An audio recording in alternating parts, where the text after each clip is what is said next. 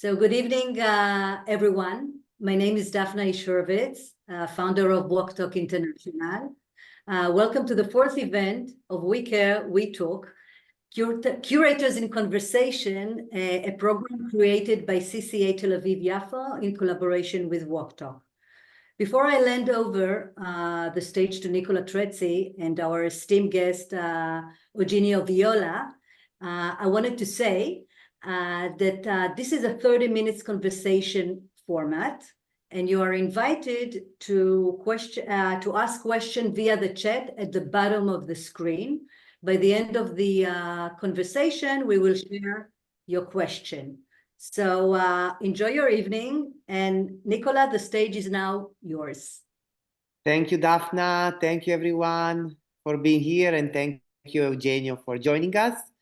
So we'll start by sharing the screen so we can begin. Good evening, everyone. Thank you for the invitation. Thank you, Nicola, and thank you, Daphna. It's a pleasure. Thank you. Thank you, Eugenio. So we start with a quote from Eugenio, who is chief curator of MAMBO, which is the Museum of Modern Art in Bogotá, Colombia. And I will read the quote, and we will go back there in a bit, in a few minutes.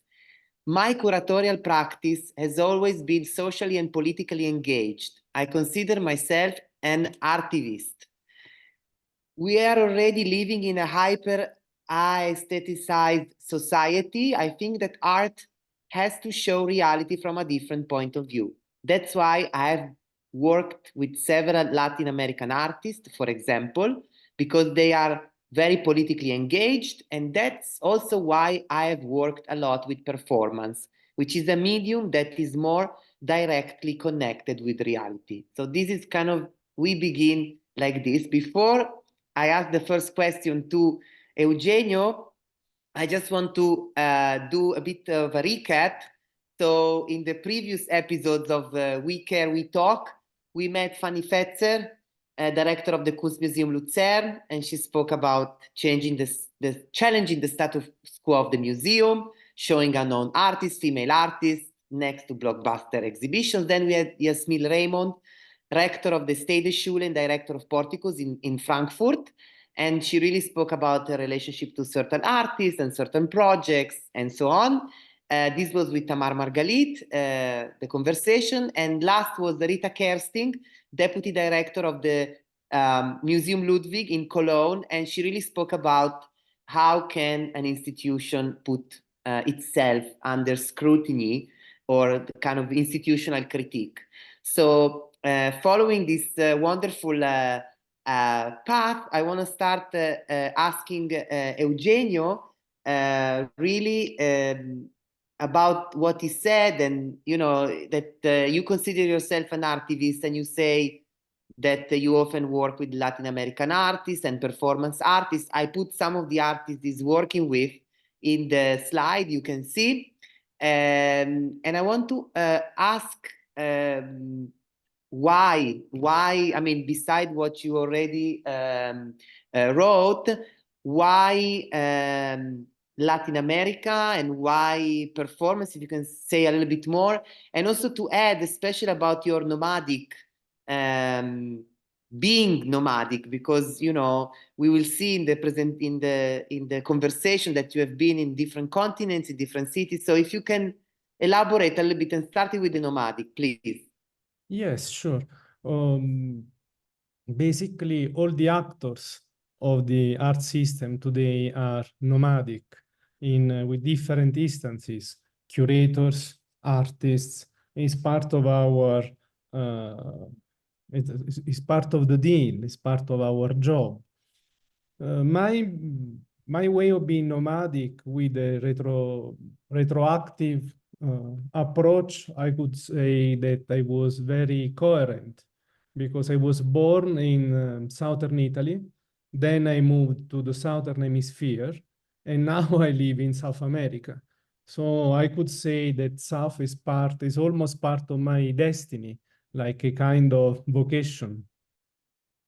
I consider myself, yeah, because, you know, as Viva il Sud, long Yeah. life to the South, basically. I think the issue of global South is very present today. And when we say global South, we mean, you know, not always and only the South, but a specific part of the globe. And I think, I mean, I just want to touch upon that also in this artist that we see here, there's also Eastern Europe. You know, we have a Polish artist, we have a Lithuanian artist, and we have a Ukrainian artist, and we also have Marina Abramovic. That you said that you met at CCA. This is very nice because Marina did a show at CCA in the 2000.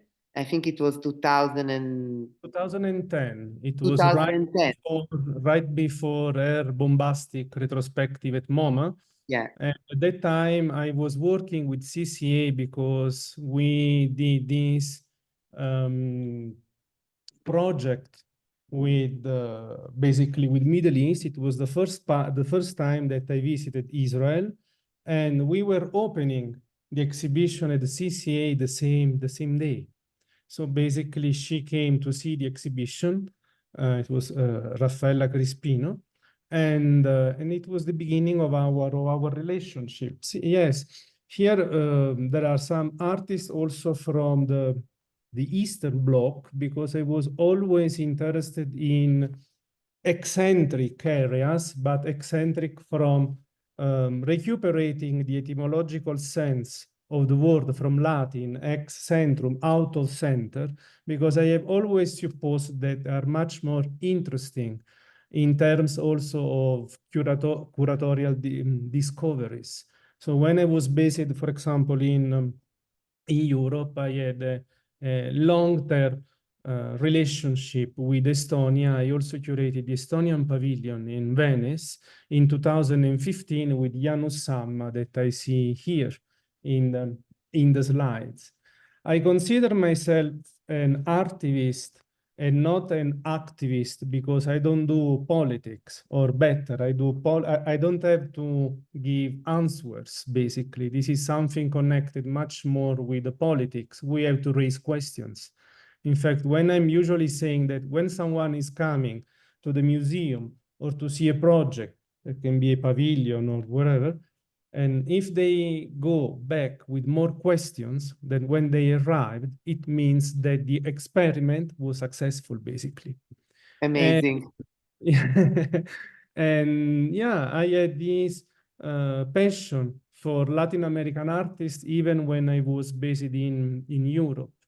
And for example, I met Teresa the first time that I have been working with Teresa Margolles was at Madre Museum, because at that time I was arranging every year festival of performance, every year with a curatorial focus.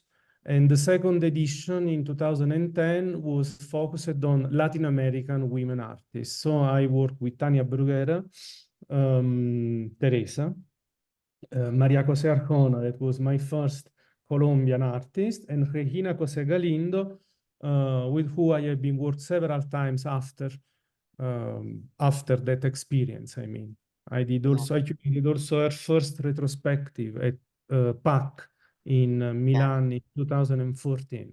Regina Jose Galindo, who we see also here, she's from Guatemala originally, and great. Speaking of Madre, I want to I want to speak about Madre actually, because we start this journey with Naples, where you were working as a curator at Madre, and Naples. I just put here some slides because Naples is such a, not everybody will know that Naples in Italy is the city where Andy Warhol and Joseph Beuys met first. So the most important American artist of the post-war era and the most important German artist of the post-war era, they actually met first time in Naples. So people should know. I think it's interesting. Also, there's Hermann Nisch, the Viennese actionist, has a whole foundation in Naples. And Marina Abramovic did one of her most seminal works in Naples because her gallery, Lia Ruma, started in Naples. So it's a wonderful city. If you could tell us in few words about Madre, the museum you were working for there, and about the exhibition with Francis Alice. Yes, Madre was finally open in the city in 2005 after many years of failed tentatives. It's the Regional Museum of Contemporary Art. Is housed in an historical building. It was restored by Alvaro Siza. I have been worked there from 2009. I started my institutional career there as I started as the junior curator, and I finished my relationship, my institutional relationship with Madre in 2016. Actually, my last exhibition there was Gian Maria Tosatti. And I co-curated with Andrea Vigliani, that at that time was the director of the museum, the first institutional solo show ever devoted to Francis Alice by an Italian public institution. It was co-produced with the Ujadowski Castle Contemporary Art Center in Warsaw, Poland. And it was a retrospective organized around his Afghan works, because he worked between 2010 and 2014 as war artist with UK Task Force Helmand in Afghanistan. He also produced this reel and reel. It was this video from his children game series in Kabul, and we presented this work.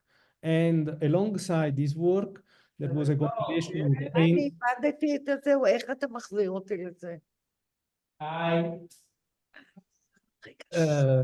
Alongside contextualized with this video, there was a compilation of paintings, drawings, collage, postcard, notebooks, a kind of open archive or storyboard that was behind the makeup of the Afghan project, basically. Maybe I can add, Eugenio, just to make it familiar, the slides I made here, you can see Francis Alice, but you can also see, of course, the show at Madre with these works made in Afghanistan, but then you can see his very famous work, Green Line, that was actually produced upon a commission by the Israel Museum Jerusalem, curated by Suzanne Landau. And you can see the Belgian Pavilion at the last Venice Biennale also, where he kind of focused on working with kids, although, as you were saying, working with kids has been part of Francis Alice's practice for many years. And as you were saying, the video that was shot in Kabul was actually featured kids as the main. And I just want to say that Francis Alice, also when you speak about nomadic, is an artist originally from Belgium. That's why he represented the Belgium at the Venice Biennale last edition. But he has been based in Mexico City for many, many years. And I think he's the quintessential nomadic artist in the sense of being in a different place. So I think it's interesting how you are working also with artists that not only with their practice are nomadic, Kabul is really, something, but also in their own way to be. And I think there's a way to be political and playful at the same time. I think it's very important and very much part of Francis Alice's practice, if you will agree with me. Totally. And the Belgian Pavilion was presented almost the whole corpus of the children games. It was then represented in a beautiful exhibition at MUAC, the University Museum in Mexico City. In Mexico City. Yeah, curated by Cuauhtemoc Medina, that opened, last year, actually. Amazing. Okay, so we move to now we go very far away to Perth, Australia, because after you finished at Madre, you moved to the Institute of Contemporary Art in Perth, PICA, and I want you to tell us a bit about PICA and a bit about the exhibition of Kim Soya that you curated among other exhibitions that curated there. Yes, the Perth Institute for Contemporary Arts is not collecting institution. Is one of the most important, or probably the most important in Western Australia. And I have been worked there as senior curator from 2016 to 2019. And Zone of Nowhere was the first institutional exhibition in Australia of Korean-born, New York-based artist Kim Soja. The core of the exhibition was this site-specific installation, the type of exhibition as well that we can see on the left of the screen. That was called Zone of Nowhere, that originated from a video that it was commissioned to the artist from the London 2012 Summer Olympics. It was a video that it was depicting the world's national flag dissolving in a continuous loop. They appeared in alphabetical order by country, in this way without hierarchy or any political prejudice, including in order to create a kind of visual experience. Then this work was extended in order to include all the countries of the world, not only the one involved in the Olympics, including also the flags of the countries that are claiming nationality, but they are not recognized, basically. And it was the first time that she produced the actual flag that were suspended in the main hall of PICA. And this work was also integrated by a public project, because I'm a big supporter of the osmosis between the inside and the outside of the institutions. And alongside these works, there were several seminal works of the artist, like these bottaris that we can see on the floor of the biggest picture. The bottaris are almost the word bundles in Korean refers to the traditional Korean bed covers that are used to wrap and protect personal belongings. And it became, over the years, a kind of the signature of the artist, because they are also a symbol of displacement and again of nomadism. The title of the exhibition was Zone of Nowhere. It was connected to these gray zones where we don't have a proper nationality. And we presented also other seminal works like Bottari Track Migrateur, that is the work that we can see here on the right, where there is the artist that is working through the city of Paris. It was realized in 2015 in order to protest for the Le Sans Papier movement, the without papers movement. It was connected to a protest of African immigrants without papers. It was brutally repressed in France. Again, Eugenio, I think we have another example with Kim Soja. I mean, being Korean and living in New York for so many years, but at the same time, really, her work, I would say, it's both political and poetic. You know, Like also Franz Salis is poetic, but I think she's less playful and more poetic. And I think that, again, it's so makes so much sense also. And also, I think very important that we see a recurring desire to be the first, you know, the first presentation of Francis Salis in Italy, the first presentation of Kim Soya in Australia. I think your work as a curator has also been kind of breaking the glass ceiling, you know, trying to present things, and also your relationship to institutions that are connected to experimentation. So I think this is also important to stress, because we had people in big museums in the past meetings. I mean, it's important that when we say curator, you know, we have people dealing with, you know, huge exhibition, historical, and then there's somebody like you who is very much inside what is happening right now. So with that, we arrived to Bogotá with MAMBO. And I would be happy again if you could tell us a little bit about MAMBO, and maybe a bit about Bogotá, and about Teresa Margolles, who you mentioned at the beginning. You work with her. Actually, another thing that I want to say that it's important for me to stress is that you work with the same artist more than once. It's very important for you. I think it's something that people should know, that curators have sometimes this tendency to work again, because it's actually a dialogue with artists. So if you could tell us about the institution, the city, the project. The MAMBO, the Bogota Museum of Modern Art, is one of the most important institutions devoted to contemporary art in the country. It was founded by Marta Trava, who was an Argentinian art critic, and we are celebrating this year the 60th anniversary of the institution. And the institution is housed since 1979 in this brutalist building. It was built by an architect of that time, Rogelio Salmona, who worked with Le Corbusier here in Bogotá.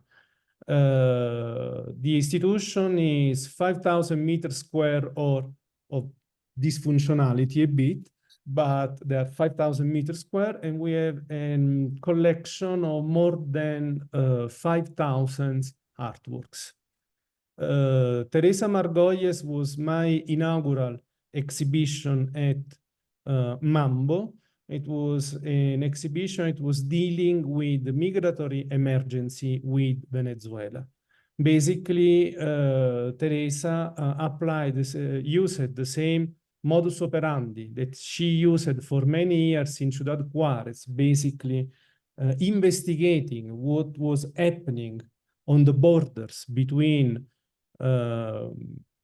Mexico and United States. She did the same, investigating the borders between Colombia and Venezuela. It was a very tense moment with no diplomatic relationships between the two countries. It was an exhibition. It was not well received. They wanted to kill me because it was called estorbo. Estorbo is a Spanish word that is something that is giving. The translation in English was obstruction, but it was not including the sense of estorbo. It is something that is visible, disturbing you. And we started to work on this project more than 1 year before I still was in Australia, when I started to work about this exhibition with Teresa, that was connected with this problem. Colombia does not have a tradition of migration. Colombia and Guatemala, this is connected with the history of the countries, because of course, when you are moving for good. You don't move in a country with a civil war. Colombia had one of the longest civil war in the history of the humanity, and till now we have more than 2 million of Venezuelans in Colombia, and it created several problems. I see. And this work, Eugenio, that we see in the picture, maybe you can tell us. I mean, on the side, I put her project for the Venice Biennale, but yeah. That when she got the mention. In fact, all the polemics suddenly disappeared when Teresa was invited to the Venice Biennale, and then when she got the mention for the work that we can see on the right. The work that we have here on the left They are bricks that she made in Ciudad Juarez using water of used for in order to wash dead bodies. You know, because she usually work on, they were more than 3,000 bricks. Because she usually has this kind of, the work of Teresa, she has very minimalistic shapes and forms, but heavily charged with material. Yeah. So thank you so much. And we now go back to Italy with the Venice Biennale. So you were the curator of the Italian Pavilion with Gian Maria Tosatti. We said it was your last project at Madre. So then you applied again together for the pavilion, and you were designated to represent Italy in 2023. No, 2022, sorry. And can you tell us a bit about this project? It was the first time in the history of the Italian Pavilion that we decided to present just one artist. It was a very, as you know, debated decision in Italy, and my idea was to basically act like all the other national pavilions, that they usually present a unique artist on a univocal proposal. We decided to work, since it was still a meta-pandemic environment, that we decided to work on the environment, and starting using as the metaphor the rise and fall of the Italian industrial dream, what it was called in the 60s, the Italian miracle, il miracolo italiano. And it was a unique, vast environmental multimedia installation with a kind of theatrical ratio, a kind of a prelude at 2 acts. There were history of Nights and Destiny of Comets was the title of the exhibition. It was resuming this theatrical ratio, as I was saying, in 2 acts. Interesting. And what was the difference between working with Gian Maria at Madre few years back and then do this big production, which is the pavilion? Also, I think it's interesting for the people in the audience to know, like, you know, the sponsors. And I know that I think Valentino, the fashion house, was a big supporter of the exhibition. How, you know, how was moving with a companion like Gian Maria, who I know personally? I also work with him in a different capacity. Actually, he curated me, not me curating him, because he invited me to a symposium he was doing. So how was this relationship evolving, and how was the whole, we call it the circus, you know, Venice, the whole pavilions and exhibition? Tell us. The most difficult thing was to fundraise the whole project, because Italy didn't put, I don't know how does it work this year, €1 in the production. So we had to fundraise €1,500,000 in pandemic. So we had 2 main sponsors. Valentino was one of the 2, because the Italian Pavilion has this tradition of the support with Italian Maison. Then we had San Lorenzo Yacht. San Lorenzo Yacht was the other main sponsor. Then we had a third sponsor, Xiaomi, and all the rest was literally asking to private collectors. So the most, because usually Gian Maria's projects are not very expensive because he's reusing and recontextualize buildings that are already present. The difficulties of the Italian Pavilion was to reconstruct everything because the whole building is vinculated.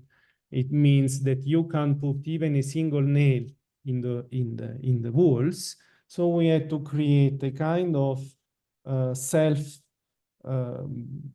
structure in order to do not touch any surface. And of course, that's why it's a space of almost 2,000 meters square. That's why it was so outrageously expensive. Anyway, was very well, we can say that was critically acclaimed, was very well received. Yeah. I also want to add, because it was so much about the Italian miracle and, you know, Italy, and I think it had a very strong cinematic aspect. Even though it didn't deal with the video, I think it had a kind of like a cinematic presence because of the way the space and you know, the way. So I think in a way there was also this aspect. And you know, Venice is also a city of cinema because of the festival. So I think it was a unique example again of doing the pavilion in a different way, although now it became a kind of I mean, again, this year will be one artist, so maybe you made a trend, and I think also to kind of bring to the Italian context a way to work that is different, also in the way that the exhibition has to be produced, which is quite remarkable. So with that said, because I really care about to see if there are any questions from the public, I will stop sharing the screen, because in previous meeting I was asked to stop sharing the screen so that people can see. But before that, Eugenio, forgive me for a minute. I will just share the next upcoming session of We Care, We Talk on January 30 with Elison M. Gingeras, American curator with a very interesting path in major institutions. Now she's independent, but some people will know her because she curated the Marianne exhibition at the Tel Aviv Museum of Art. She will be in conversation with Tamar Margalit. Please save the date, mark your calendar, and now I will stop sharing the screen. And okay, so we are here, and I want to see if there's any question for Eugenio from the audience. I don't know if you wrote it in the comments to Daphna, or you want to. I don't see any question. Okay. If someone wants to, yeah, maybe somebody wants to unmute himself or herself and ask something to Eugenio, it would be our pleasure. I maybe, if nobody right now have a question, I have a question to Yeah. which I wanted to ask about your personal kind of I don't know if to say it like motivation, but also how you, I mean, the idea that you are a nomadic curators, that you are moving, you know, you are kind of an outsider, the path that actually you chose to be a nomadic curator. And how does it, you know, how do you cope with this when coming as kind of an outsider into institution? There's so much also kind of politics. If you can share a little bit, maybe your path, I mean, this kind of path. Now I'm there more than 15 years that I'm working for institutions. So I would say that I'm more an institutional curator than an outsider. but the feeling that you're coming from abroad, usually here, at least in Israel, usually you see Israeli curators works in those kind of institutions, in this kind of sense that you are moving to. I think what Daphna means is that every time you have to kind of become part of a community that doesn't know you, and also it's not big cities, like if you arrive as a foreigner to MoMA, New York, and MoMA is already an institution with a lot of foreigners in it, so it's a kind of a different. But coming to Perth or Bogotá, I'm sure you are the only non-Australian or non-Colombian. So is it you? When I arrived to Bogota, it was a scandal because I was the first curator in the history of the institution who arrived without speak Spanish. So the title of the newspapers, pero no habla español. So he doesn't speak Spanish. So, and I had to learn because it was, the people not necessarily speaks English here. So now I'm losing my English. I'm doing mistakes in Italian, but I learn Spanish. Is the most and in Australia, how was it? Because also we are really talking, if you were moving from, Brazil to, I'm talking about different languages still, but Brazil to, is still, Latin America, South America, but really from Australia to, it's two different continent, different cultures. So like you feel that it's tiring to adapt, or you feel it actually there's more excitement that drives you?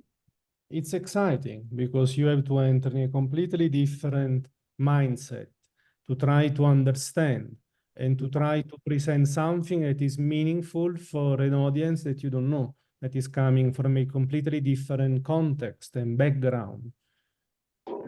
But I think that is the most interesting part of our job. I agree. I tend to agree. Yeah. The possibility of knowing a completely different art system with with different rules or completely different artists that you don't know. And this is the most important and the most exciting part of the deal in order to keep alive, And I want to add, this is actually something that is unrelated to, it comes before. I've been to Colombia when I was still living in New York, and for you to know, Colombia has an amazing scene. I mean, it's a small country, but quite amazing artists are living and working there. So, I mean, that's actually a plus. But I think Michal has a question. I see a hand, or it's Michal, you want to ask something? Michal Ilan, no? No, she just say hi. She just says hi. Okay, okay.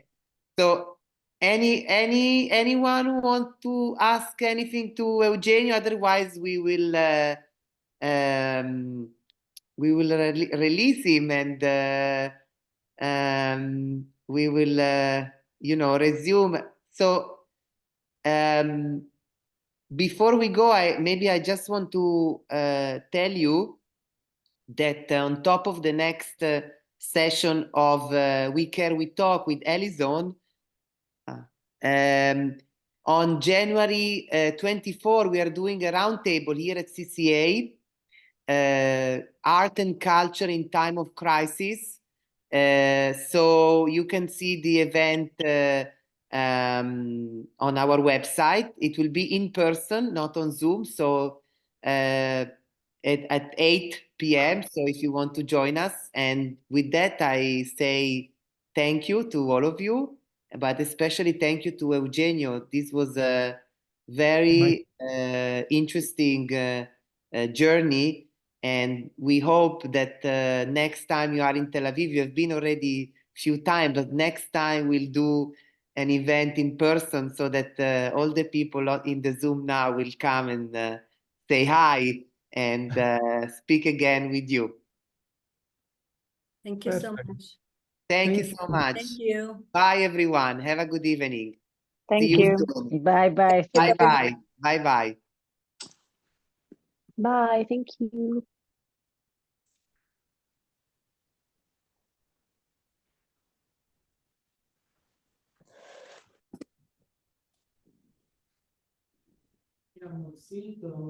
Aspetta. I actually wanted to ask about, first of all, the Italian Pavilion in the Biennale, that I read that people went out, when they got out, they really cried, that it was so Yes. emotional. You know, and you are such a scholar of performances, so I was kind of, but I didn't want, Yeah, it was really but I didn't want cinematic. to be the only It was one who was like, asking the question.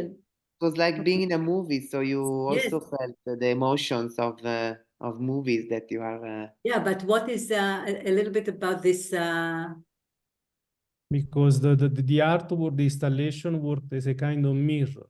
So Mhm. everybody could see and mirroring his life experience, the history of this family. And because it was about the history of our country, Yeah. Mhm. and also connected with a series of thematics that could also speak to a broader audience. Yes. Thank you. Okay. Eugenio, thank you so much. Grazie. Un piacere. We will speak soon. We have some stuff to discuss. Sì, absolutely. Okay. Ok. Presto, grazie. A presto. Ciao ciao. Ciao.